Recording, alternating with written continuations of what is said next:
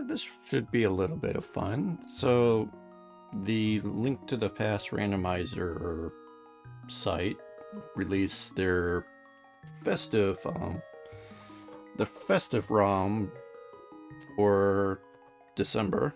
Although apparently they're reusing the one they used last year. So if you play this, it's not going to be anything different. It's not a randomizer, but it's kind of like their special thing that they try to do around holidays. So yeah, this is basically an advent calendar of Link to the Past. And as you can see, I've already completed 3 days. But this is interesting. Instead of doing like normal Zelda things where you just enter a name. You heard that beep, it was wrong. I did a bad thing. So if you play it like this, game actually tells you, warning, the entered file name is not a valid password. Playing this game leads to an empty world without tasks. Delete the file and enter a correct password to continue with the calendar. So yeah, it's an empty world. You will get nothing. You will be rewarded nothing. I mean, you could play the game like it is, but you're not going to get any items.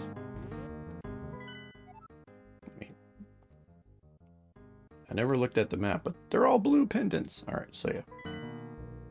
Like the game told you, there are passwords.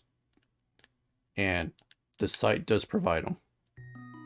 So, get rid of that. So, the first day password is going to be this. Azui Azayuzaz. So, yeah. This is day 1.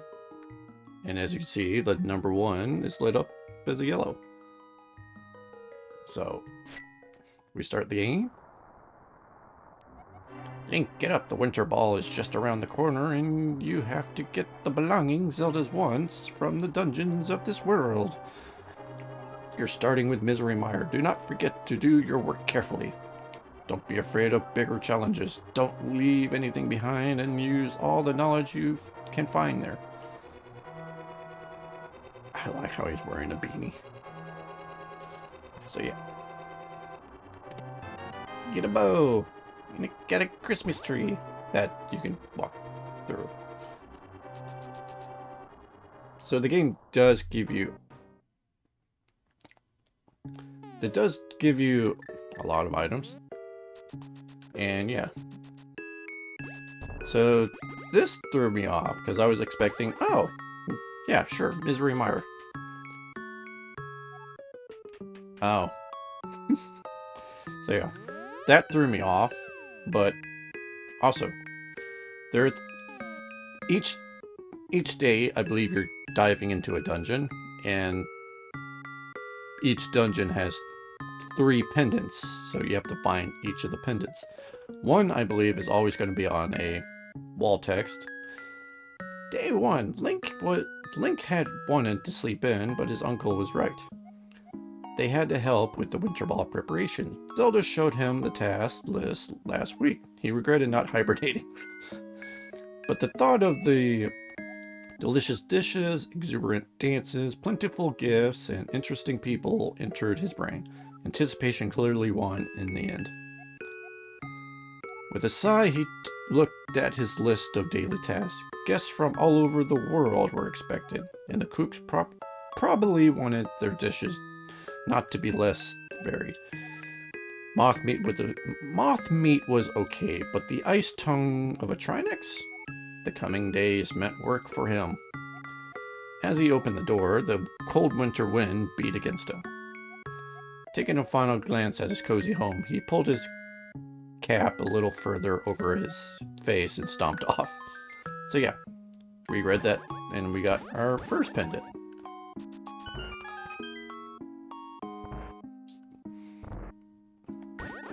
So yeah, 1 pendant. This is what I've noticed so far. And I've only done 3 days. So 1 pendant is always going to be on a wall text.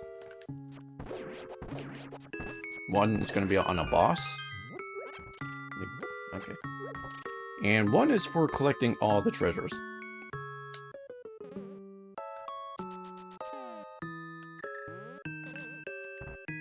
That. Is that gonna explode? Okay. We don't have a key.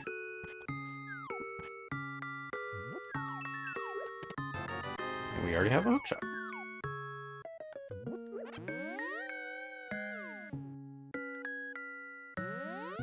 Alright. So yeah. Other than that, you just complete the dungeons like normal. Going through this wacky randomization of rooms. It's always going to be the same. Suddenly boss.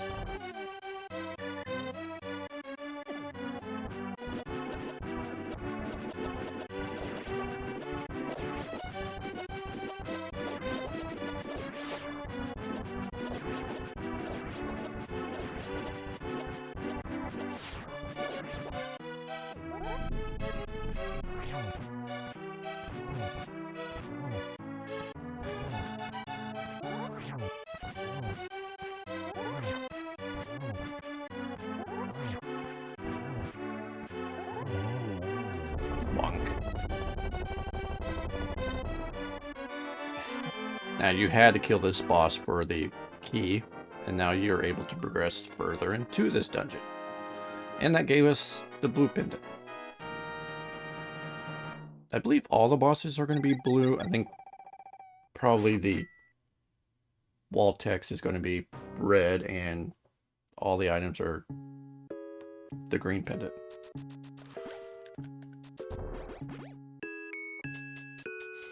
So yeah, this surprised me when I first played it, because I was expecting a normal mire, but then they said nope.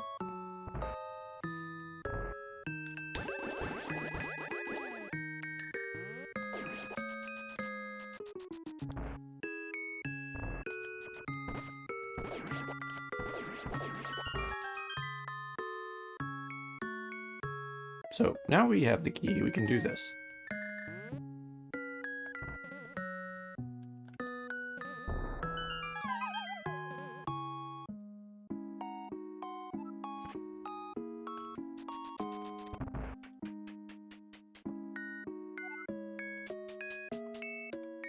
And what's inside here? It's a big key.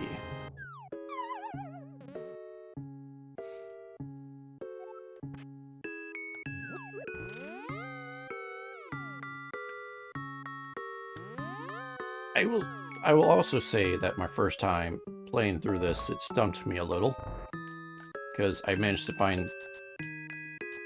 It was the wall text one that I couldn't... The pendant for the wall text I couldn't find.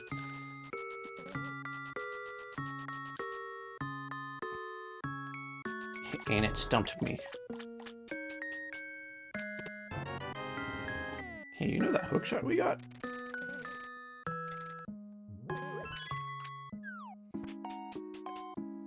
So, we need 2 more.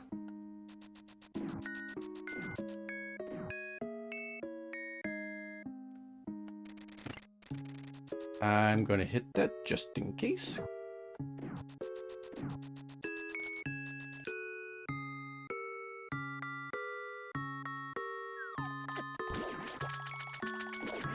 Actually, if I'm remembering right, I just...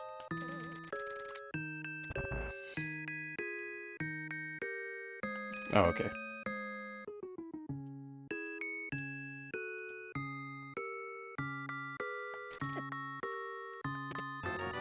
Oh, there's always a map. So yeah, that's our 3 pendants. So basically you're done with the dungeon.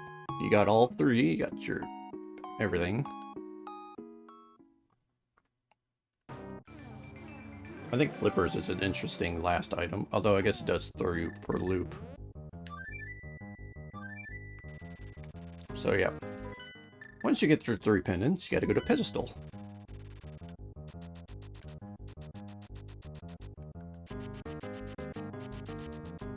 This also threw me for a loop.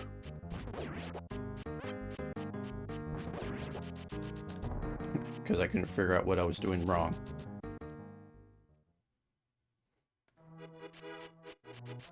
But the game does tell you. Although I'm not sure if you would think to look.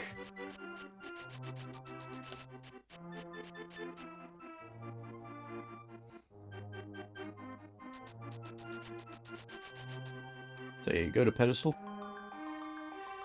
Do your pet thing.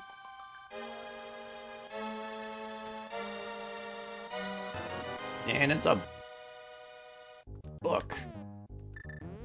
So you use the book. You press A instead of Y in front of me, and I will reward you. So instead of using the book,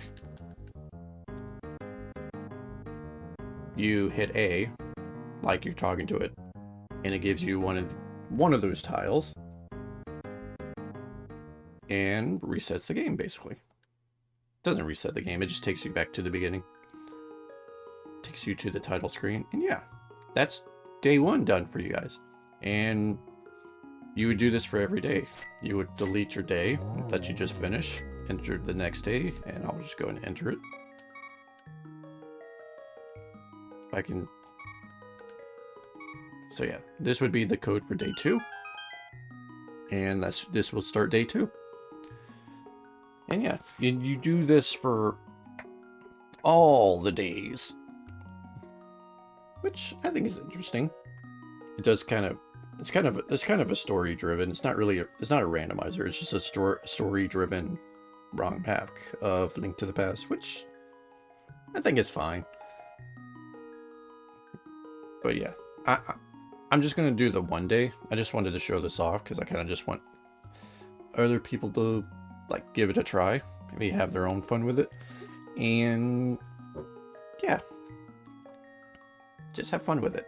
I'll obviously I'll leave a link to the Festive page, which does include all the codes for the days. And yeah, that's going to be it for today's episode. Hope you have fun, and I'll see you in the next grind.